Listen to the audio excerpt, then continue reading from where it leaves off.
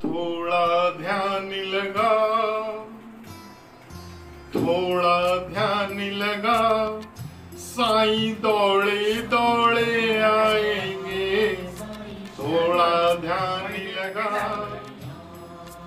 अखियां मन की खोल, अखियां मन की खोल, तुझको दर्शन वो कराएंगे। अखियां मन की खोल। ओम साई राम, ओम साई राम, ओम साई राम। आज मैं आपको एक ऐसी बात बताने जा रहा हूं। कई व्यक्तियों के फोन आते हैं, जब उनको बाबा के जप और तप के बारे में बताया जाता है तो वह कहते हैं, गुरुजी हम सुबह जल्दी नहीं उठ सकते, गुरुजी हम ऐसा नहीं कर सकते, गुरुजी हमें उतने समय नहीं है। तो जी सब बातचीत अपने आप को धोखा देने वाली बातचीत है। आप ऐसा सोचते हैं कि हम ऐसा नहीं कर सकते, सुबह जल्दी नहीं उठ सकते, मैं पैदल नहीं चल सकता, ऐसा नहीं है। जब तक आप अपने मन को बस में नहीं करेंगे तब तक आप अपने इष्ट की, अपने बाबा की कृपा नहीं पा सकते। एक कहानी के माध्यम से मैं आपको यह बात बताने की कोशिश कर रहा हूं, जिसको यदि आप ध्यान पूर्वक सुनेंगे तो निश्चित ही यह बात जो मैं बताने जा रहा हूं, यह आपके जीवन को बदल सकती है। एक राजा था, एक राज्य में। तो उसके पास एक बकरा था। जो भी जानवर होते हैं, आपने जानवरों की आदत देखी होगी, आप उन्हें कितना भी खिलाओगे वह कभी भी यह नहीं कहेंगे कि अब नहीं खाना। और जिनमें से बकरा होता है जो, उसको कितना भी आप खिलाते जाओ वह खाता ही जाएगा।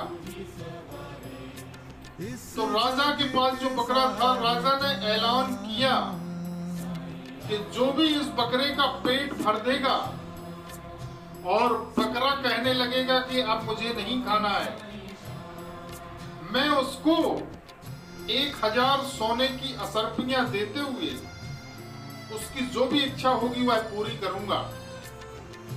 तो कई लोगों ने कोशिश की, बकरा को जितना भी जो व्यक्ति खिलाता था वह खाता ही जाता था,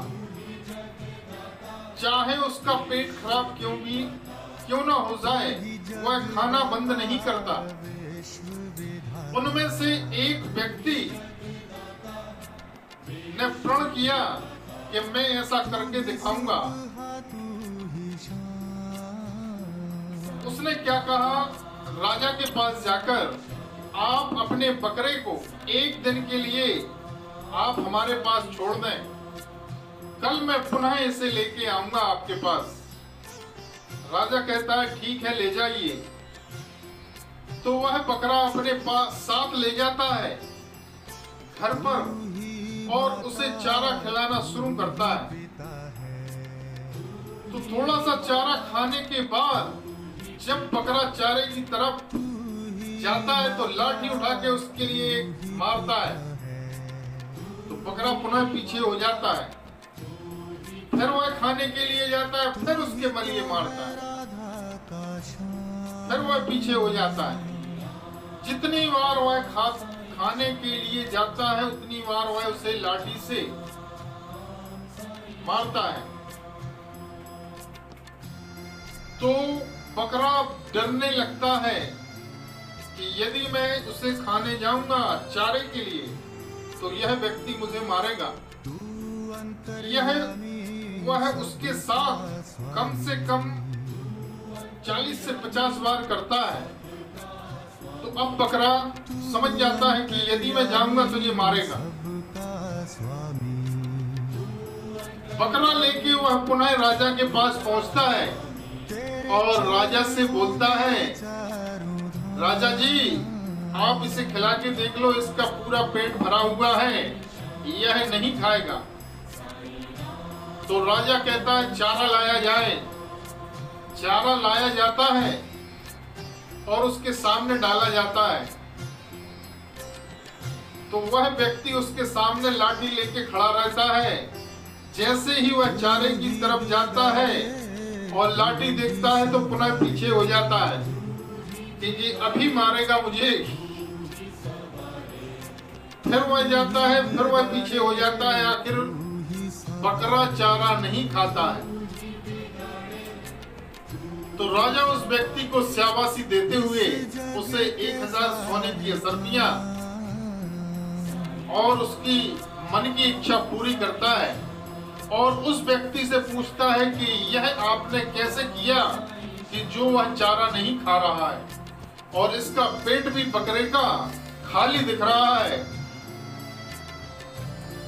तो वह पूरी बात राजा के लिए बताता है।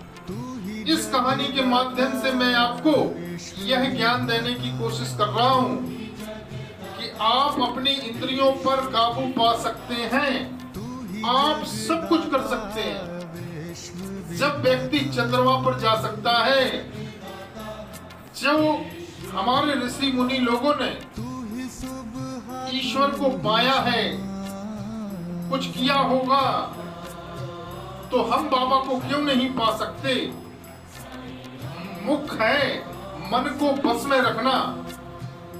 यदि आप एकाग्र चित्त होकर बाबा की तरफ देखते हुए पूर्ण स्नेह के साथ उनके मंत्र का जाप करेंगे तो निश्चित आपके ऊपर कृपा होना शुरू हो जाएगी। और यदि यह काम पूर्ण आस्था और विश्वास के साथ सुबह ब्रह्म मुहूर्त में किया जाए तो आपके ऑटोमेटिक काम बनने लगेंगे और ईश्वर की कृपा आप पाने लगेंगे।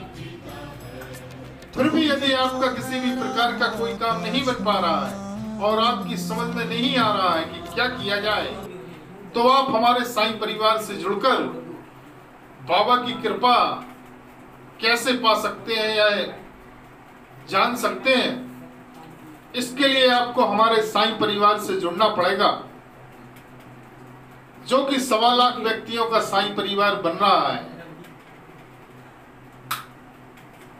यदि आपको हमारा वीडियो पसंद आया हो तो लाइक, शेयर और सब्सक्राइब करना ना भूलें। ओम साई राम, ओम साई राम, ओम साई राम।